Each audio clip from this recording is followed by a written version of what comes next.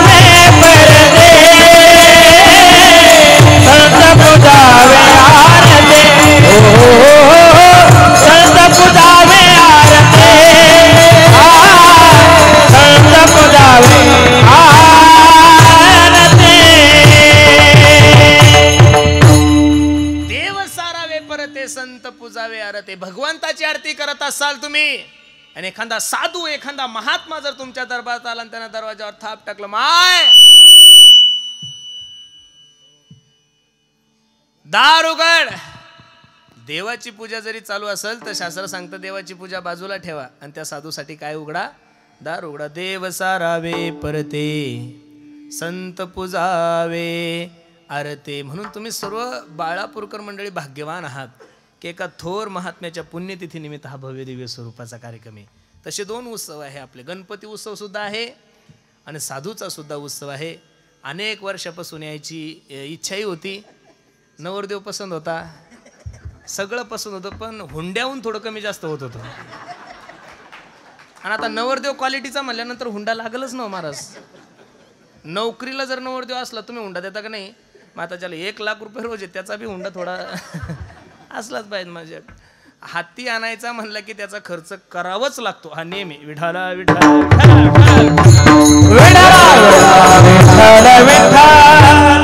सोयरीकच होत नव्हती, पण शेवटी साल्यानं मत दिसती केली.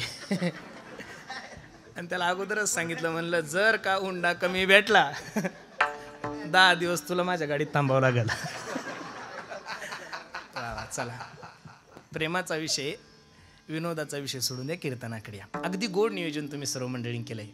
नजर लागाव एवढा गोड कार्यक्रम महाराज.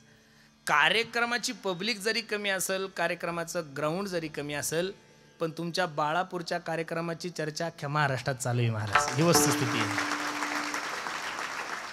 गाव जरी आपलं छोटं असेल, मी मग आमच्या दादांना म्हणलं तुम्ही गुंठा मंत्री असेल, म्हणे काहीच राहिलं नाही. गुंठ्याचा काय विषय, आता फक्त लोकांचेच पाहिजे, काही शिल्लक राहिलं नाही. आता फक्त लटकते रे ना रे, बरोबर आहे का नाही.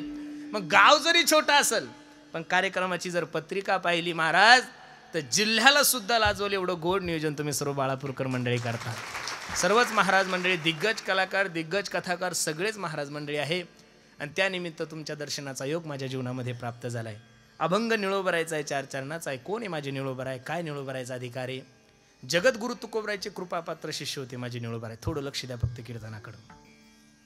माझ्या सद्गुरूने माझ्यावर कृपा करावी, माझ्या सद्गुरूने माझ्या मस्तकावर हात ठेवावं, याच्यासाठी 42 दिवसाचा अनुष्ठान करणारा महात्मा म्हणजे निळोबराय. तुकाराम तुकाराम तुकाराम तुकाराम तुकाराम तुकाराम तुकाराम तुकाराम. तुकोबराय तर आलेच नाही. पांडुरंग परमात्मा विटेवून उतरला निळोबरायच्या दारात. ओ निळोबराया, अहो 42 दिवस झाले अन्न पाण्याचा त्याग केलाय निळोबराय. जर काही बरं वाईट झालं तर लोक काय म्हणतील. निळोबरायने डोळे उघडले, जगाच्या मालकाकडे पाहिलं. येथे तुझं लागी बोलाविले कोणी,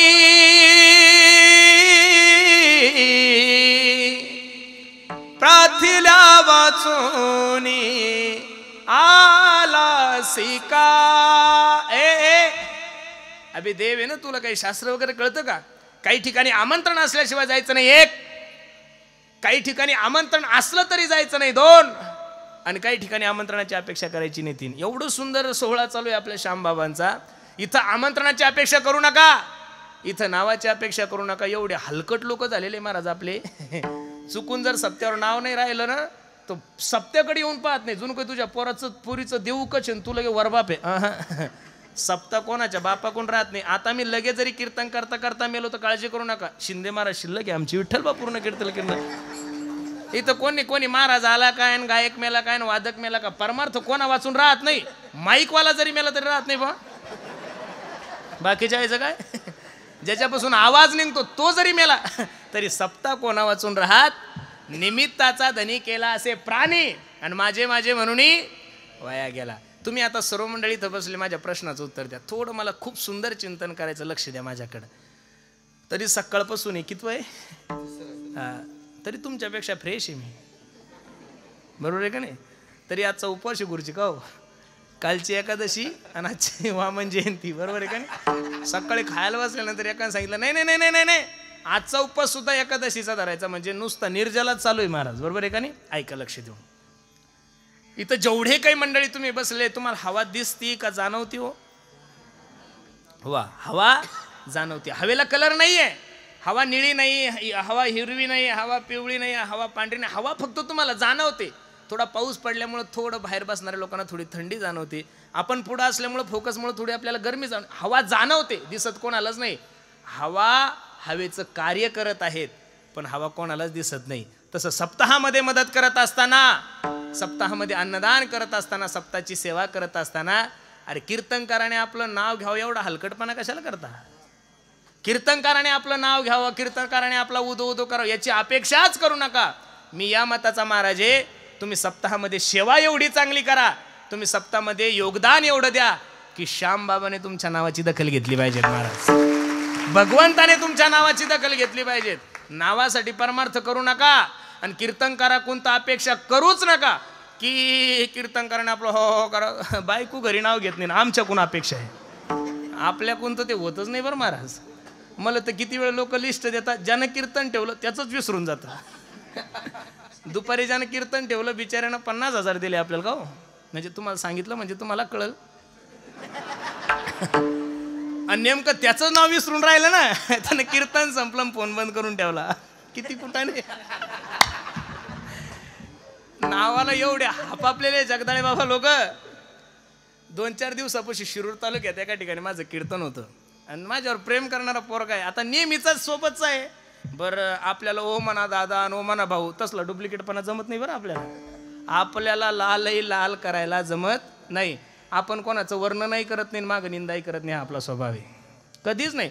उगल ग हो माझा दादा बस जवळ आला की दादा मागं खुट्या सुरूच, तसला कार्यक्रम जमत नाही. आपलं जे आहे ते आहे. चुकलं ना की तोंडावरच बोलणार. माघारी बोलायची सवय आपल्या खानदानीत नाही कोणाला. लक्ष देऊन ऐका. आणि मग माझा मित्र जवळचा दररोजचं फोनवर बोलतो, सगळं बोलतो. आणि त्यानं माझी तारीख घेतली आणि त्यानं मला सांगितलं म्हणे महाराज हे गायक वादक सगळं हे जे सिस्टीम सगळं हे मीच केलं बरं नियोजन. हे 4-5 कॅमेरे वगैरे सगळं बरोबर थोडंसं वर्णन करा म्हणे मला ग्रामपंचायतला उभं राहायचं. आता माझ्या काय ध्यानात येऊ, मी आपलं कीर्तन केलं. मग आमदार साहेब आले आणि त्या गडबडीत माझं कुठं नाव राहिलं ध्यानात. अहो त्यानं 7,000 रुपयेच पाकिट भरलं स्वाम्या. आणि मग मी थोडंसं का असं हातात घेतलं. आता दररोजची सवय ना ते जड बदक हाताला लागतं. काय म्हणलं गायकाचं आहे का ड्रायव्हरचं आहे नेमकं काही कळे ना. आणि मग पाहिलं तर 7,000. आणि मी पुढं गेलं. मग त्याला फोन केला. अहो म्हणलं तुम्ही अहो मी बुलढाण्याहून आलो ना, असं कोण केलं. मग नाव घेतलं म्हणतो काय मिळ आता येऊ. परमार्थामध्ये नावाची अपेक्षा करायची नाही. हवा हवेचं कार्य करत आहेत पण हवा दिसत कोणालाच नाही. तसं परमार्थामध्ये अन्नदान करणाऱ्याला, परमार्थामध्ये कीर्तनाचं यजमानपद घेणाऱ्याला, परमार्थामध्ये पाढा करणारा असू द्या, टाळकरी असू द्या, इथल्या चटया उचलणाऱ्याला सुद्धा जेवढं पुण्य लागतं तेवढंच कीर्तन करायला आहे. कमी जास्त अजिबात नाहीये. मग तुका म्हणे जवळीनं पाचारिता जावे. इथं या. मी बसणाऱ्या सर्व मंडळीला विनंती करील, महाराष्ट्राच्या मातीमध्ये आज फक्त एवढंच व्यासपीठ चांगलं राहिलंय की जिथं तुम्हाला चांगले विचार ऐकायला मिळतील. महाराज कीर्तन चांग होय अंग हरिरूप. काही ठिकाणी आमंत्रण असलं तरी जा एक, काही ठिकाणी आमंत्रण असलं तरी जायचं. आता सध्या नाही, अजून तुम्हाला 15-20 दिवसांना आमंत्रण सुरू होतील. 15-20 दिवसांनी बेवड्याची दिवाळी महाराज. 15-1 दिवस एकदा आचारसंहिता लागू द्या तुम्ही. फुकट अख्खे धाबेचे धाबे बुक असतात महाराजा रोडची. बरोबर आहे का नाही. फुकट तुम्हाला कोणी दारू पाजत असेल प्यायची नाही. फुकट तुम्हाला कोणी चुकीच्या कामाला नेत असेल जायचं नाही. आणि काही ठिकाणी आमंत्रण असल्याशिवाय जायचं नाही. निळोबरा देवाला सांगतात ए अबे तू देव आहे ना, बरं मला काही तुझ्या दुसऱ्यासारखं संकट नाही. तैशा परी आमा नाही बा संकट, तरी का फुकट श्रम केला. अरे मला का भक्त प्रल्हादासारखं संकट आहे का, गजेंद्रासारखं संकट आहे का, द्रौपदीसारखं संकट आहे. निळोबराम परत डोळे लावले. तुकाराम तुकाराम तुकाराम तुकाराम तुकाराम तुकाराम तुकाराम तुकाराम. परत पांडुरंग परमात्मा केविलवाने नजरे निळोबराय सांगतात ओ निळोबरा ऐका ना हो. अहो 42 दिवस झाले अन्न पाण्याचा त्याग केला निळोबराय तुम्ही. जर काही बरं वाईट झालं तर लोक नावं ठेवतील मला. मी जगाचा मालक आहे, तुम्ही माझे भक्त आहात. पहिल्यांदा सांगितलं तुला बोलवलं कोणी, दुसऱ्यांदा निळोबरायने डोळे उघडले आणि सांगितलं निळा मने आम्ही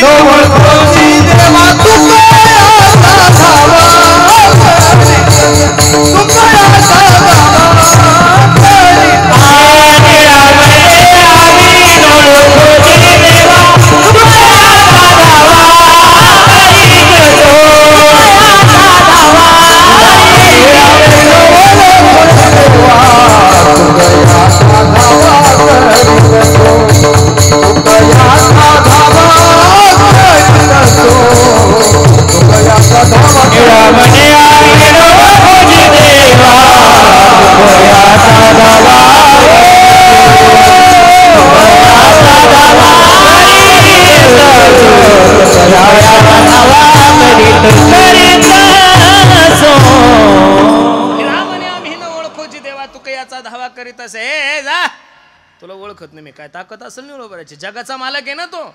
आणि जगाच्या मालकाकडे पाहून निळोबराय सांगतात हे जा तुला मी ओळखत नाही. यत्किंचित माझ्या पांडुरंगाचा स्वाभिमान जागृत झाला. आणि पांडुरंग परमात्मा निळोबराय सांगतात ओ निळोबरा इकडे पहा, माझ्याकडे पहा. अहो मी देव आहे ना. गतिर्भरता प्रभू साक्षी निवास शरणम स्रोत प्रभो प्रैल स्थानम निधान बीज मव्य म्या बोलविल्या वेदू बोले. म्या चालविल्या सूर्य चाले, म्या हलविल्या प्राणू हले, जो जगते चाळीता निळोबराया. शेष महेश गणेश दिनेश सुरेश हु जाही निरंतर ध्याई. जे रात्रंदिवस माझं चिंतन करतात निळोबराय, त्यांच्या स्वप्नात नाही हो. थोडी तर माझी इज्जत राखा ना. देशाचा पंतप्रधान आहे, तुमच्या घरी आला, दरवाजावर थाप टाकला, दार उघडा, असं येणार नाही, पण तरी धरायला काय हरकत आहे आपल्याला. आणि देशाचे पंतप्रधान आले आणि तुमच्या दारावर थाप टाकले, दार उघडा, आणि तुम्ही दार उघडून म्हणायचं, कोण आहे भाऊ तू? मरल ना ते, फाशी घेईल ना. जगातील सगळ्यात प्रसिद्ध मनुष्य, अरे जगाचा मालक आहे ना तो. पांडुरंगाचा स्वाभिमान जागृत झाला. निळोबराया सांगतात, निळोबराया अहो सूर्याला सुद्धा प्रकाश माझ्या सत्तेमुळे हो. चाले हे शरीर कोणाचे?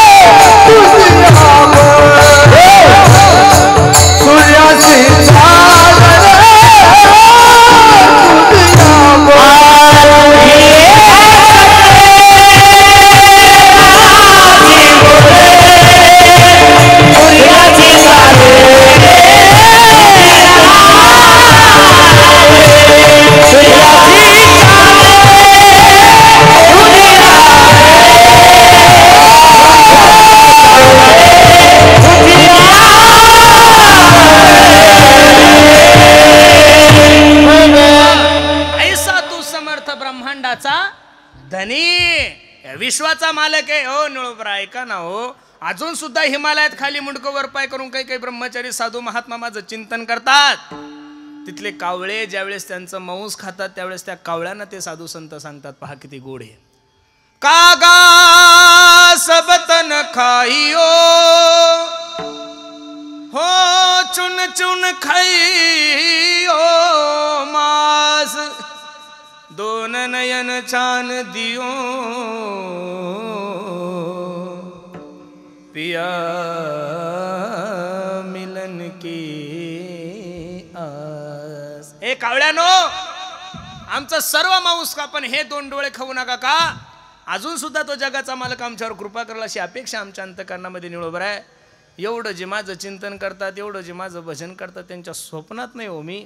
अर्धा तास झालंय तुमच्या समोर उभा आहे, काहीतरी बोललं पाहिजेत का नाही, काहीतरी मर्यादा ठेवली पाहिजेत ना. अहो देव आहे ना मी, विटीवून उतरून अर्धा तास तुमची विनंती करतोय.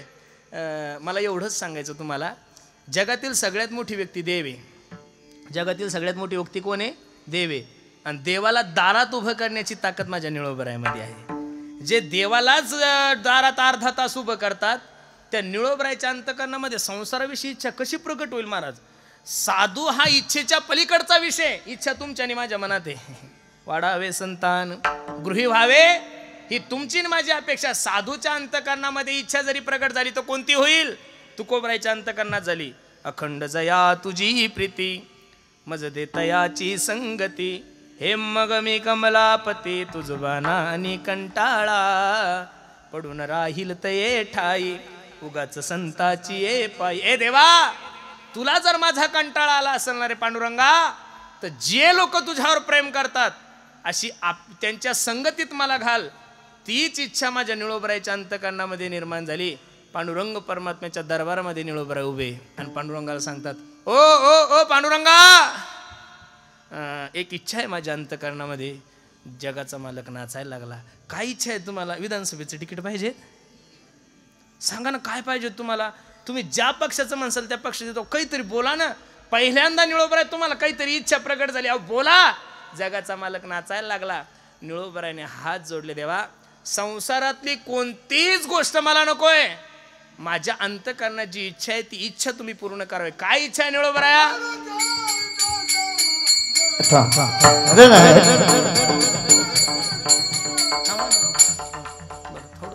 अजून राहिलं होतं थोडं. हो दे, नाही बरं चला, होऊनच जाऊ दे आता. हा